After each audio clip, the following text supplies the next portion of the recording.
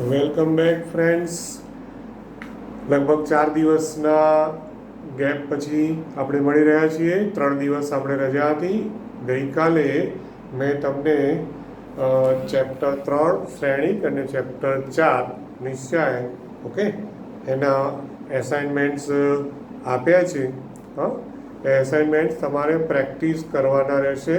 આમ તો ઘણા બધા દાખલાઓ મળે એવા છે, પણ મને જે યોગ્ય લાગ્યા આમ એક્ઝામના પોઈન્ટ ઓફ વ્યૂ બરાબર એવા દાખલાઓ મેં સિલેક્ટ કરી અને એનું એસાઇનમેન્ટ બનાવીને તમને આપ્યું છે. દોસ્તો, એટલું યાદ રાખજો કે એમાં જે દાખલો હોય એ દાખલાની મેથડ પદ્ધતિને યાદ રાખવાની, દાખલો ગોખવાની જરૂર નથી.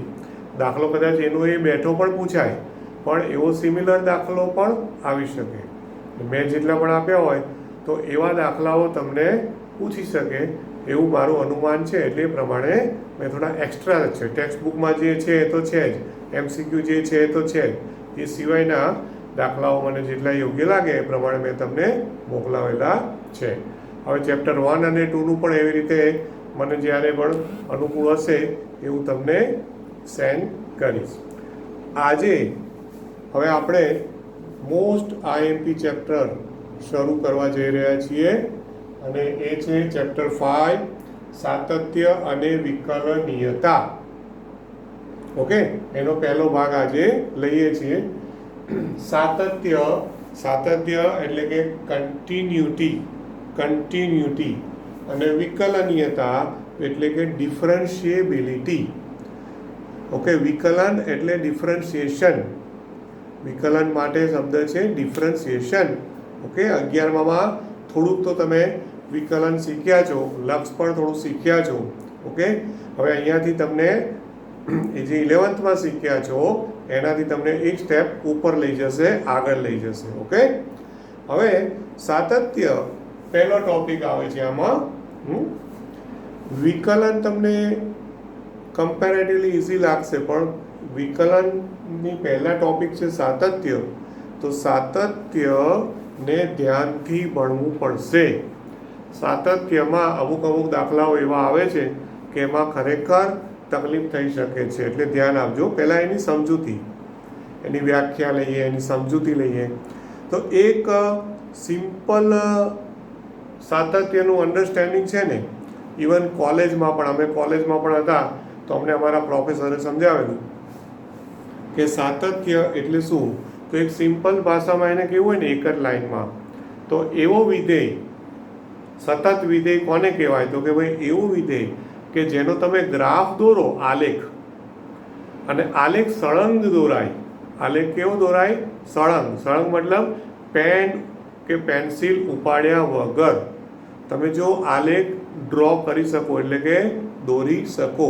કોઈ પણ વિધેયનો તમે આલેખ દોરો, બરોબર, અને કોઈ પણ બિંદુ આગળ તમારે પેન કે પેન્સિલ ઉપાડવી ના પડે, રાઈટ? તમે કોઈ પણ વિધેયનો આલેખ દોરો. આ એનું સિમ્પલ અન્ડરસ્ટેન્ડિંગ છે. જો કોઈ પણ વાસ્તવિક વિધેય, બરોબર, વાસ્તવિક વિધેય, અને એ વાસ્તવિક વિધેયનો આલેખ તમે દોરો, અને આલેખ કેવી રીતે દોરી શકાય? તો કે પેન કે પેન્સિલ જે પણ તમે ઉપયોગ કરતા હો, બરોબર, એ પેન કે પેન્સિલ ઉપાડ્યા વગર તમે દોરી શકો, તો તે વિધેયને સતત વિધેય કહેવાય. આ એનું એકદમ સિમ્પલ અન્ડરસ્ટેન્ડિંગ છે. તે વિધેય સતત વિધેય છે તેમ કહેવાય. ઓકે, સતત વિધેય છે. આ એનું એકદમ સિમ્પલ અન્ડરસ્ટેન્ડિંગ.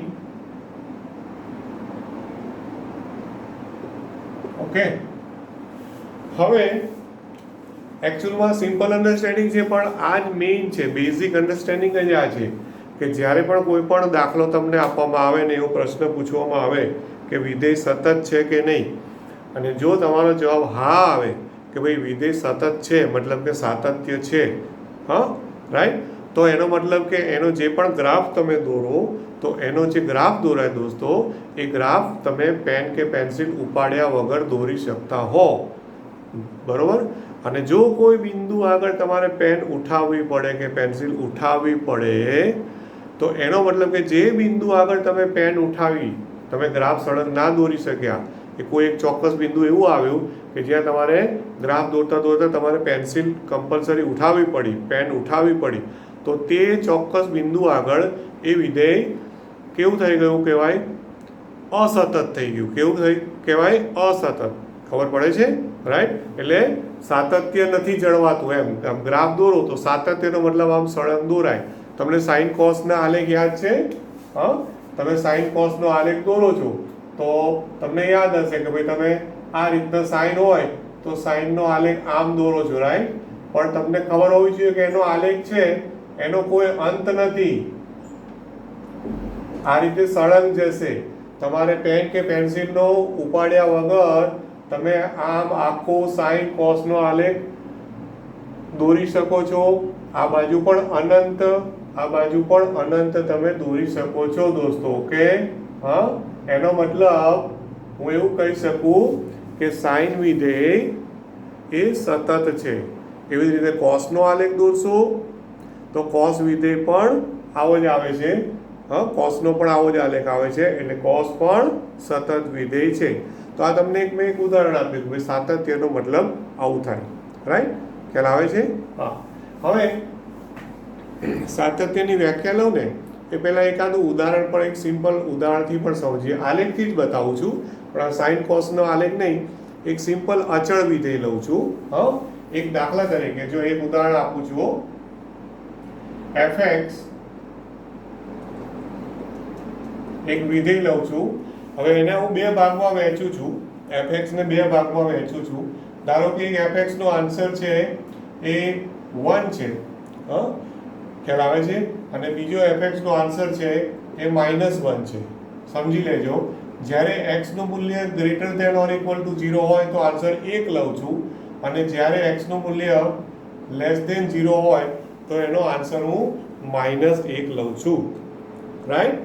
હવે જોજો કે સપોઝ કે આનો આલેખ દોરું તો શું થાય? આનો હું આલેખ દોરું છું. ઓકે. હવે જોઈએ શું થાય છે. જો આનો હું આલેખ દોરું છું. હા, હવે એનો આલેખ દોરીએ એટલે આપણે x અક્ષ અને y અક્ષ દોરીએ. આ છે x અક્ષ, બરોબર. આ છે y અક્ષ. હા, હવે x અક્ષ જે છે એ x અક્ષની ઉપર તો આપણે 1 2 3, હા, આ રીતે કિંમતો તમે અનંત લઈ શકો છો. પછી આ બાજુ -1 -2. હવે આ fx નો મતલબ શું છે યાદ છે ને? fx એટલે y કહેવાય. હા, fx એટલે શું કહેવાય? y. એ તો આપણે ક્યારેય ભૂલવાનું નહીં કે fx એટલે y છે, એટલે એ y યામ છે. તો y યામના મૂલ્ય કયા છે? +1 છે અથવા -1 છે. તો +1 અહીંયા ઉપર આવશે. હા, આ 1 છે, અહીંયા 1 છે, અને અહીંયા -1 છે. ઓકે. હવે જો x નું મૂલ્ય જ્યારે 0 હોય, 0, તો 0 લો ત્યારે એનો આન્સર 1 છે, એટલે આ બિંદુ છે. ધ્યાન આપજો. પછી 0 કરતા કોઈ પણ મોટી કિંમત લો, 1 2 3 4, અને greater than or equal to 0 નો મતલબ બધી વાસ્તવિક સંખ્યાઓ આવે. આ ઉગમ બિંદુ છે. ઓકે. તો ઉગમ બિંદુ હોય તો પછી ઉગમ બિંદુથી જમણી બાજુની બધી જ કિંમતો લેવી પડે દોસ્તો. હા, 1 2 3, 0 ને 1 ની વચ્ચે. તો એ બધાના આન્સર કેવા આવે? 1. તો જો એનો ગ્રાફ દોરો ને આલેખ, તો એનો આલેખ આ રીતે એક આમ જશે. ખ્યાલ આવે છે? 1 લો તો 1, 2 લો તો 1, 3 લો તો 1, 4 લે તો 1, 1.5 લે તો પણ 1, 0.4 લો તો પણ 1, કંઈ પણ લો બધાનો આન્સર 1 1 1 આવે, અને 0 લો તો પણ 1. ઓકે. હવે જ્યારે x નું મૂલ્ય લેસ ધેન 0 લો, લેસ ધેન 0, તો આન્સર -1 છે. -1 આ રહ્યું. હવે લેસ ધેન 0 નો મતલબ 0 નથી લેવાનું, એટલે આ જે બિંદુ છે દોસ્તો, રાઈટ, તો એ બિંદુ આગળ થશે શું? 0 કરતા કોઈ બી નાની કિંમત. હા, તો અને એનો આન્સર -1 આવે. તો જો ગ્રાફ આ બાજુ તો જશે, પણ આ બિંદુ છે, જોજો ખાસ, ત્યાં હું આ રીતે સર્કલ કરું છું. -1 જે છે ને, એ -1 આગળ મેં સર્કલ છે, એ સર્કલને મેં ઘાટું નથી કર્યું, ડાર્ક નથી કર્યું. અહીંયા +1 આગળ મેં સર્કલને ડાર્ક કર્યું છે. કારણ કે જ્યારે 0 લઉં, x નું મૂલ્ય 0, તો આન્સર +1 છે. પણ x નું મૂલ્ય <0 લો તો -1 છે. એનો મતલબ કે -1 ગ્રાફમાં આવવાનો નથી. હવે અહીંયાથી આ બાજુ -1 એટલે જેમ આમ કિરણ ગયું એવી રીતે હવે ઋણ કિંમત માટે અહીંયાથી આ રીતના ગ્રાફ જશે. ઓકે, બરોબર ને? રાઈટ. તો જુઓ, આ ઉપરનો આમ જે કિરણ જોઈ છે, એ જે કિરણ છે, એ કિરણ આ પહેલો વિકલ્પ દર્શાવે છે, x ≥ 0. આ બાજુ જે આમ કિરણ જાય છે, એ બીજો વિકલ્પ દર્શાવે છે, -1 વાળો, x <0. પછી x બરાબર 0 હોય તો પણ એ બિંદુ અહીંયા છે. હા, બરોબર. અને x બરાબર <0 હોય તોની વાત છે, એટલે -1 છે, ખ્યાલ આવે ને? એ -1 છે, એનો આલેખમાં, આ ગ્રાફમાં સમાવેશ થતો નથી. સમજો, આ બિંદુ જે છે ને, રાઈટ, તમે ધ્યાન આપજો, આ બિંદુ 1 વાળો બિંદુ છે, એ બિંદુના યામ કયા લખશો તમે? y યામ 1, x યામ 0. એટલે એક્ચ્યુઅલમાં એને હું આ રીતે બી લખી શકું દોસ્તો. આમ જોજો, આ 1 લખ્યું છે ને, એ 1 ની બદલે 0 1, 1 ની બદલે 0 1. અને આ જે છે એ બિંદુને તમે 0 -1. ઓકે, પણ અવલોકન કરો કે 0 1 એ આલેખનું બિંદુ છે અને 0 -1 એ આલેખનું બિંદુ નથી. સમજાય છે? કારણ કે 0 -1 છે, એને મેં સર્કલ ડાર્ક નથી કર્યું, એટલે એ બિંદુનો આલેખમાં સમાવેશ થતો નથી. ખ્યાલ આવે છે? હવે જો, આ જે મેં ઉદાહરણ આપ્યું છે ને, એ બધી જ વાસ્તવિક સંખ્યાઓ માટે વ્યાખ્યાયિત છે કે નહીં? x > 0 હોય તો 1 આન્સર આવે છે, x <0 હોય તો -, એટલે વ્યાખ્યાયિત તો છે. કોઈ પણ એવું બિંદુ નથી કે જ્યાં વિધેય અવ્યાખ્યાયિત હોય. પણ છતાં તમે જ્યારે આનો ગ્રાફ દોરો, તો તમે આનો ગ્રાફ તમે સળંગ દોરી શકો છો? નહીં ને? ગ્રાફ દોરો તો તમે જુઓ કે એક ગ્રાફ આ બાજુ જાય છે, બીજો ગ્રાફ આ બાજુ જાય છે. આને તમે સળંગ દોરી શકવાના છો? અહીંયાથી આ -1 બિંદુ છે, આ +1 છે, તો -1 થી +1 તમે જઈ શકો છો? ના જઈ શકો. તમારે કમ્પલસરી અહીંયાથી પેન ઉઠાવવી પડે, અને પેન ઉઠાવી અને પછી અહીંયા મૂકવી પડે, અને પછી આમ જવાય. એટલે તમે જો આ બાજુથી જતા હો તો તમે આમ જઈ શકો, પણ અહીંયા આવો એટલે તમારે પેન ઉપાડવી પડે. પેન ઉપાડી અને પછી અહીંયા મૂકવી પડે, પછી આગળ જવાય. એનો મતલબ શું થયો? કે તમે પેન ઉપાડ્યા વગર આ ગ્રાફ એટલે કે આ આલેખ દોરી શકતા નથી દોસ્તો. તો કયા બિંદુ આગળ મારે એવું થયું છે એ મારે ખાસ જોવાનું. ખ્યાલ આવે છે? કયા બિંદુ આગળ આમાં થયું દોસ્તો? હા, તો જો અહીંયા -1 આગળ ગ્રાફ તૂટ્યો એવું કહેવાય. એવું કહી શકો કે નહીં? હા, એટલે કે x બરાબર 0 લો તો +1 અને x જ્યારે ઋણ લો તો -1 છે. બરોબર? હવે ટેક્સ્ટ બુક જો ખુલ્લી હોય ને, તો ટેક્સ્ટ બુકમાં એ ઉદાહરણ આપ્યું જ છે. હા, હવે ટેક્સ્ટ બુકમાં 120 પેજ નંબર ઉપર, તો એ ઉદાહરણ હતું, એમાં મેં થોડું ચેન્જ કર્યો. એમણે લીધેલી બે કિંમતો fx = 1 અને fx = 2. બરોબર? ટેક્સ્ટ બુકમાં જોજો, ખ્યાલ આવે છે? હવે એમાં જે સમજૂતી આપી છે લાંબુ એ બધું સમજવાની જરૂર એકચ્યુઅલી નથી. પણ તમે એક વસ્તુ જુઓ, પેજ નંબર 121 ઉપર. હા, જો હવે એમાં એણે એક લખ્યું છે, જે મેં બોર્ડ ઉપર લખ્યું ને એ જ વાક્ય તમને ત્યાં દેખાશે. હા, આપણે નોંધીએ કે જો આ વિધેયનો આલેખ મુક્ત હસ્ત રીતે એટલે કે ફ્રી હેન્ડ મુક્ત હસ્ત રીતે દોરવાનો પ્રયત્ન કરીએ તો કાગળના સમતલમાં પેન ઉઠાવ્યા વગર તે શક્ય ના બને. લખ્યું છે કે નહીં? બરોબર ને? હા, એટલે એ જ મેં આનું સ્ટાર્ટિંગ તમને કીધું છે કે પેન કે પેન્સિલ ઉઠાવ્યા વગર તમે આલેખ દોરી શકતા નથી. બરોબર છે? રાઈટ. અને એનો મતલબ શું થયો કે આ વિધેય છે એ કઈ ટાઈપના વિધેયનું ઉદાહરણ છે? સાતત્યનું નથી, પણ કેવું વિધેય છે? આ અસતત વિધેય છે એવું કહેવાય. અને કયા બિંદુ આગળ અસતત છે? તો કે x બરાબર 0 આગળ એવું કહેવાય. આ વિધેય છે એ ઉપરોક્ત વિધેય, બરોબર, એ x બરાબર 0 આગળ અસતત છે. કેવું કહેવાય? સતત નથી. સતત નથી, અથવા તો બીજી ભાષામાં લખું તો અસતત છે આવું કહેવાય. Okay, right. અચ્છા, હવે એનું એક રીઝન તમને બતાવું. તમે 11મા ધોરણમાં લક્ષ શીખ્યા છો, લિમિટ લક્ષ શીખ્યા છો, રાઈટ. લક્ષમાં તમે ડાબી બાજુનું લક્ષ ને જમણી બાજુનું લક્ષ યાદ છે? ડાબી બાજુનું લક્ષ, જમણી બાજુનું લક્ષ.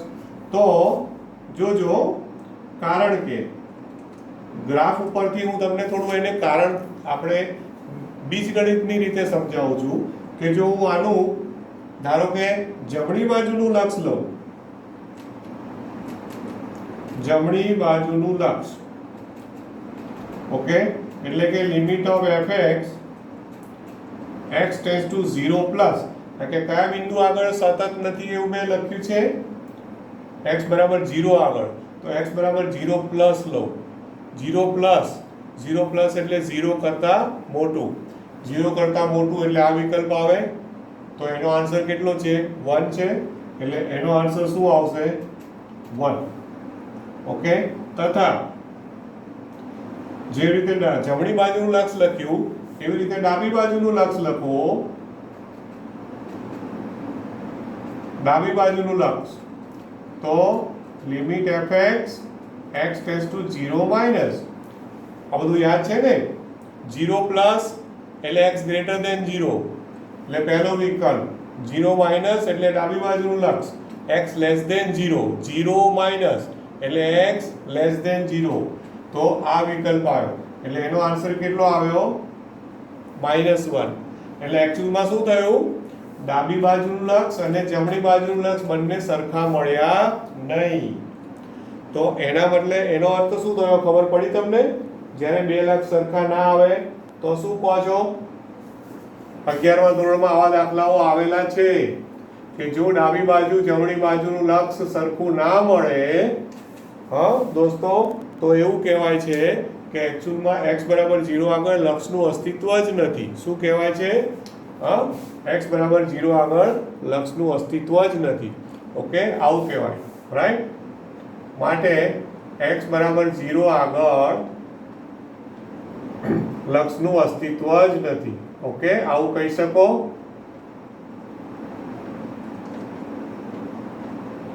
હજી એક સાતત્યમાં એક બીજી વસ્તુ છે ઉપરાંત. હવે ધ્યાન આપજો, સાતત્યમાં છે ને આ બે વસ્તુ તો ચેક કરવાની. જમણી બાજુનું લક્ષ, ડાબી બાજુનું લક્ષ બંને ચેક કરવાના. બંને સરખા આવવા જોઈએ, જે આમાં સરખા નથી આવ્યા. ઓકે, ઉપરાંત એની સાથે એક ત્રીજી વસ્તુ પણ ચેક કરવાની. હા, અને એ ત્રીજી વસ્તુ છે કે limit of fx x tends to 0. હા, એકચ્યુઅલમાં એને હું વ્યાખ્યામાં લઈશ, એટલે અત્યારે રહેવા દો. હમણાં હું વ્યાખ્યા લઉં ને ત્યારે તમને એ વસ્તુ બતાવું. ઉપરાંત f ઓફ 0 શોધો. f of 0, f of 0. Okay, f of 0 એટલે x બરાબર 0 લો અને જુઓ કે મૂલ્ય ક્યાં આવે છે, કયા વિકલ્પમાં આવે છે? પહેલા વિકલ્પમાં આવે છે. તો એનો આન્સર કેટલો આવ્યો? 1 આવ્યો. તો એકચ્યુઅલમાં સાતત્યની વ્યાખ્યા એવું કહે છે દોસ્તો કે જમણી બાજુનું લક્ષ, ડાબી બાજુનું લક્ષ અને આ જે મૂલ્ય મળ્યું ને f ઓફ 0 એ ત્રણેય સમાન આવવા જોઈએ. શું કહે છે સાતત્યની વ્યાખ્યા? એ ત્રણેય સમાન આવવા જોઈએ દોસ્તો, ત્રણેય. એટલે જમણી બાજુનું લક્ષ ને ડાબી બાજુનું લક્ષ સરખા આવી જાય ધારો કે, તો ભૂલે ચૂકે એવો જવાબ ના આપતા કે સતત છે. શું કરવાનું? પહેલા બંને બાજુના લક્ષ શોધ્યા, ધારો કે સરખા આવ્યા તો એના ઉપરથી ખાલી એટલું તારણ થયું કે લક્ષનું અસ્તિત્વ છે. મેં ઉદાહરણ આપ્યું એમાં એવું થયું કે લક્ષનું અસ્તિત્વ જ નથી, એટલે વાર્તા પૂરી થઈ ગઈ, સાતત્યનો પ્રશ્ન આવ્યો નહીં. પણ ધારો કે આ બંને સમાન આવે, ધારો કે આ બંને સમાન આવે તો એવું ના કહી દેશો કે સતત છે. એ બંને સમાન આવે તો પછી તમારે x બરાબર 0 આગળ પણ ચેક કરવાનું, એટલે કે f(0) પણ ચેક કરવાનું, અને ત્રણેય કિંમતો સરખી આવવી જોઈએ. જો ત્રણેય સરખી આવે તો હું એવું કહીશ કે x બરાબર 0 આગળ વિધેય સતત છે. હવે આજે મેં 0 આગળ ઉદાહરણ લીધું ને, એ 0 ની બદલે વ્યાપક રીતે એ લોકો c લખે છે, c, સ્મોલ c. ઓકે, એટલે x બરાબર c. ખ્યાલ આવે છે? જૂની બુક જોશો આપણી સ્ટેટ બોર્ડની તો એ લોકો a યુઝ કરતા હતા, સ્મોલ a. હા, એટલે તમે x બરાબર સ્મોલ a લખો અથવા x બરાબર સ્મોલ c લખો, જે પણ લખો એ નવી ટેક્સ્ટબુક પ્રમાણે લખવું હોય તો એ x બરાબર સ્મોલ c માટે લખાય. ઓકે, ખ્યાલ આવે છે? એટલે એકચ્યુઅલમાં વ્યાખ્યા એવી થાય કે x tends to c plus નું મૂલ્ય, પછી વ્યાપક રીતે બોલું છું, x tends to c minus નું મૂલ્ય, અને ત્રીજું f ઓફ c નું મૂલ્ય. જો ત્રણે ત્રણ કિંમતો સરખી આવે, વારંવાર સાંભળજો, f of c plus x tends to c plus એટલે કે જમણી બાજુનું લક્ષ, x tends to c minus એટલે ડાબી બાજુનું લક્ષ, અને ત્રીજું f ઓફ c. હવે હું 0 ની જગ્યાએ શું બોલું છું? સંકેત c બોલું છું. ઉદાહરણ માટે 0 છે પણ વ્યાપક રીતે c. બરોબર ને? તો જો આ ત્રણેયના મૂલ્યો સરખા થાય તો તે વિધેય એ x બરાબર c બિંદુ આગળ સતત છે તેમ કહેવાય. ઓકે, તો આ મેં ઉદાહરણ આપ્યું અને આખી સાતત્યની વ્યાખ્યા મેં તમને સમજાવી. હવે એ જ વ્યાખ્યા આપણે લખવાની છે. ઓકે, ધ્યાન આપજો. હવે સાતત્યની વ્યાખ્યા આપણે લખીએ. સાતત્યની વ્યાખ્યા. ઓકે, હવે વ્યાખ્યા છે એ લોકોએ એક રીતે લખી છે, હું બે રીતે લખીશ. ધ્યાન આપજો. પહેલા એણે જે લખી છે એ હું લખું છું, પછી બીજી રીતે લખું છું. મેં જે સમજાયું ને એ રીતે એ લોકોએ લખેલું નથી, એ લોકોએ બીજી રીતે લખ્યું છે, એટલે તમને કન્ફ્યુઝન થશે કે સર તમે સમજાવ્યું એવું તો બુકમાં નથી. પણ પછી જ્યારે દાખલો ગણશો ને ત્યારે મેં જે બનાવ્યું છે ને એવું આવશે, ત્યારે તમને એવું થશે કે વ્યાખ્યામાં નથી ને દાખલામાં ક્યાંથી લાવ્યા, એટલે બધા ગોટાળા થાય એવું છે. એટલે ધ્યાન આપજો. હવે વ્યાખ્યા છે એમાં એવું છે કે ધારો કે f એ વાસ્તવિક સંખ્યાના કોઈ પણ ઉપગણ પર વ્યાખ્યાયિત વાસ્તવિક વિધેય છે, આવું લખેલું છે. સૌથી પહેલું કે ધારો કે f બરોબર એ વાસ્તવિક સંખ્યાના કોઈ પણ ઉપગણ, આવું લખે છે. એટલે આમ તો વાસ્તવિક વિધેય જ કહેવાય, પણ આપણે ચોપડી પ્રમાણે લખીએ તો વાસ્તવિક સંખ્યાના કોઈ પણ ઉપગણ પર વ્યાખ્યાયિત વાસ્તવિક વિધેય છે. એટલે વાસ્તવિક સંખ્યાનો કોઈ પણ ઉપગણ એટલે શું? f from n to r, f from z to r, f from q to r, f from r to r, આવું કોઈ પણ વિધેય છે એવું કહેવા માંગે છે એ લોકો. હા, ધ્યાન આપજો બરાબર. Okay, right. હવે આવું વિધેય આપ્યું હોય તો જો પહેલા ટેક્સ્ટબુકની વ્યાખ્યા લખું છું, રાઈટ, અને c એ f ના પ્રદેશનું એક બિંદુ છે, આવું લખે છે. ઓકે, તથા c belongs to df. c belongs to df. df એટલે શું? df નો મતલબ શું છે? ડોમેન ઓફ f, એટલે f ના પ્રદેશ. બહુ ચોખ્ખી વાત છે. તમારે જે બિંદુ આગળ સાતત્ય ચેક કરવું હોય દોસ્તો, જેમ કે મારે 0 આગળ સાતત્ય ચેક કરવું છે તો 0 એના પ્રદેશમાં હોવો તો જોઈએ ને. જે બિંદુ આગળ સતત છે કે નહીં એ ચેક કરવાનું હોય તો તે બિંદુ આગળ સતત એ બિંદુ જે છે એ પ્રદેશમાં હોવું ફરજિયાત છે, કમ્પલસરી છે. ઓકે, ધ્યાન આપજો. તો સી બિલોંગ્સ ટુ ડીએફ હોવું જોઈએ. બરોબર છે. હા, કોઈ બિંદુ આપેલું છે. હવે પહેલા ટેક્સ્ટબુકની વ્યાખ્યા લખું છું. ટેક્સ્ટબુકમાં સાંકેતિક ભાષામાં જે લખ્યું છે આવું છે કે જો limit of fx x tends to c is equal to f of c. જોજો, બરોબર. જો limit of fx x tends to c is equal to f of c, જો આવું થાય તો વિધેય f એ x બરાબર c આગળ સતત છે તેમ કહેવાય. આવી વ્યાખ્યા આપણને આપેલી છે. ઓકે, હવે આ જ વ્યાખ્યાને હું બીજી રીતે લખું છું અને ખાસ સમજજો. અથવા જો, હવે ધ્યાન આપજો બરાબર.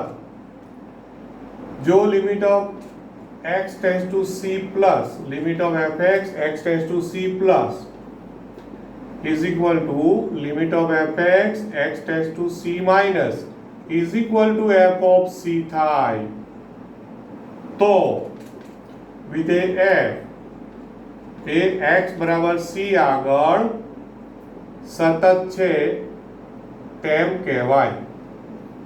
બોલો, આમાં બંનેમાં શું તમને સમાનતા લાગે છે કે શું ફરક લાગે છે? સમાનતા કે ફરક? તો હવે જો ધ્યાન આપજો. આ જે મેં લખ્યું છે બોક્સ,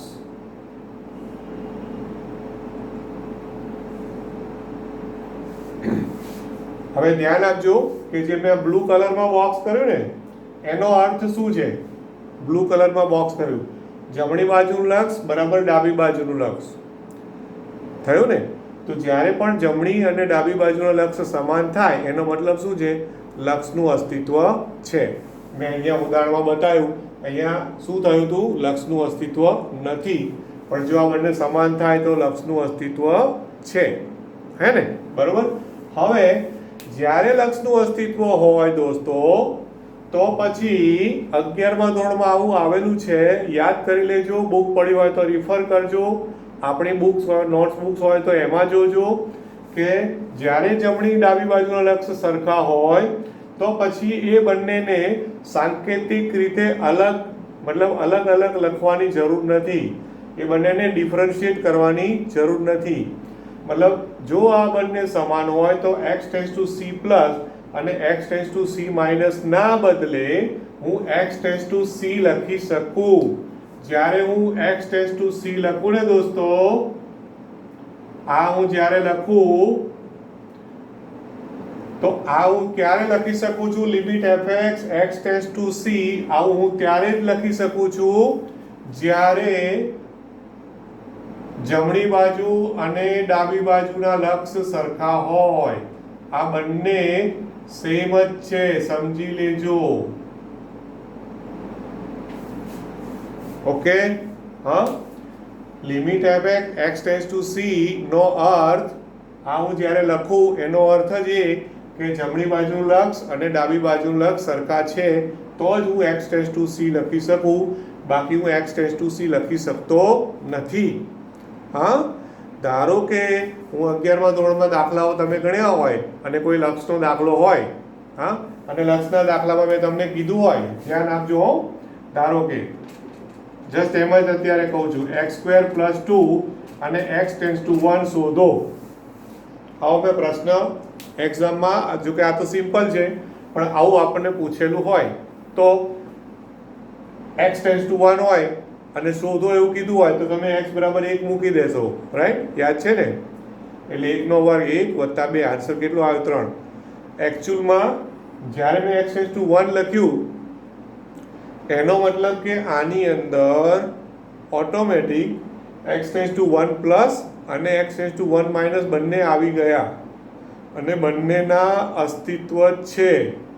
x ટેન્ડ્સ ટુ 1 પ્લસનું અને 1 માઇનસ બંને છે અને બંને સમાન જ છે. બંનેમાં આન્સર 3 જ આવે છે. એટલે હું બંને અલગ લખવાની બદલે હું ડાયરેક્ટ એક્સ ટેન્સ ટુ 1 લખી દઉં છું. એટલે 11માં આપણે આવા બહુ બધા દાખલાઓ ગણ્યા છે, પણ ત્યારે જમણું લક્ષ, ડાબું લક્ષ એવું બાજુના લક્ષ આપણે અલગ પાડીને લખ્યા નથી દોસ્તો. ઓકે, ખ્યાલ આવે છે? રાઈટ. અસ્તિત્વની વાત કરે તો જ તમે અલગ પાડો છો, પણ હવે અહીંયા જ્યારે સાતત્યની વાત આવે ત્યારે આ ધ્યાનમાં રાખજો, સાતત્યમાં 3 વસ્તુ ચેક કરવી પડે. એકવાર સાંભળજો અને બરાબર મગજમાં રેકોર્ડ કરી લેજો. સાતત્યમાં 3 વસ્તુ ચેક કરવાની આવે અને લક્ષના અસ્તિત્વમાં 2 જ વસ્તુ ચેક કરવાની આવે. બોલો કઈ રીતે? સાતત્યમાં કઈ 3 વસ્તુ ચેક કરવાની આવે? તો કે જમણી બાજુનું લક્ષ શોધો, ડાબી બાજુનું લક્ષ શોધો અને ત્રીજું એફ ઓફ સી શોધો. જો ત્રણેય સમાન આવે તો તે x બરાબર c આગળ સતત છે તેમ કહેવાય. અને 3ની બદલે જો ધારો કે પહેલા 2 જ સરખા આવે, મતલબ જમણી બાજુનું લક્ષ અને ડાબી બાજુનું લક્ષ સરખા આવે, તો એનો મતલબ શું થયો કે તે વિધેય એ x બરાબર c આગળ તે વિધેયના લક્ષનું અસ્તિત્વ છે. ખાલી એટલું કહી શકો કે લક્ષનું અસ્તિત્વ છે. લક્ષનું અસ્તિત્વ હોવું એટલે સાતત્ય હોવું એવી માન્યતા રાખશો નહીં, એવું જરૂરી નથી. લક્ષનું અસ્તિત્વ હોય પણ સતત ના હોય એવા ઢગલાબંધ દાખલાઓ છે. ઓકે, મતલબ કે પહેલા 2ના આન્સર સરખા આવશે અને એ આન્સર ત્રીજા જેટલો થશે નહીં. તો આ બધા એમસીક્યુમાં આવે કે લક્ષનું અસ્તિત્વ છે પણ સતત નથી. આ બધા ઓપ્શન ABCD આપ્યા હોય, તમારે ગણતરી કરી અને જોવું પડે કે ભાઈ સતત છે, લક્ષનું અસ્તિત્વ છે કે નહીં. ઓકે, તો આજના આપણા ટોપિકમાં તમે જુઓ, મેં એકચ્યુઅલમાં ખાલી સાતત્યની વ્યાખ્યા ઉપર કોન્સન્ટ્રેટ કર્યું છે. અને એનું એક આ સિમ્પલ ઉદાહરણ બતાવ્યું અને ઉદાહરણ એવું લીધેલું છે મેં જેમાં સતત નથી અને લક્ષનું અસ્તિત્વ પણ નથી. x બરાબર 0 આગળ લક્ષનું અસ્તિત્વ જ નથી. એટલે એકચ્યુઅલમાં આમાં મારે હજી આગળ લખવું હોય ને તો એવું લખી શકું કે માટે f એ x બરાબર 0 આગળ સતત નથી, આવું પણ કહી શકો, સતત નથી. ઓકે, તો જો લક્ષનું અસ્તિત્વ નથી એવો આન્સર આવે ને તો સતત નથી એવું કહી જ દેવાનું બિંદાસ. ઓકે, કારણ કે લક્ષનું અસ્તિત્વ જ નથી એટલે પહેલી 2 શરતનું જ પાલન ના થયું, પછી ત્રીજું ચેક કરવાની જરૂર જ નથી. આ તો મેં સમજાવવા માટે ત્રીજું ચેક કર્યું અહીંયા f ઓફ 0, બાકી પછી ત્રીજું ચેક કરવાની જરૂર નથી. ઓકે, તો આજે આપણે ખાલી માત્ર અને માત્ર સાતત્ય એટલે કે કન્ટિન્યુટી અને માત્ર એની વ્યાખ્યા એક ઉદાહરણથી સમજ્યા છીએ, એની વ્યાખ્યા પણ જોઈ છે. હવે થોડાક એના દાખલાઓ અને એના લગતા અમુક પરિણામો એ નેક્સ્ટ લેક્ચરમાં આપણે લઈશું. Good bye, thank you very much, have a nice day.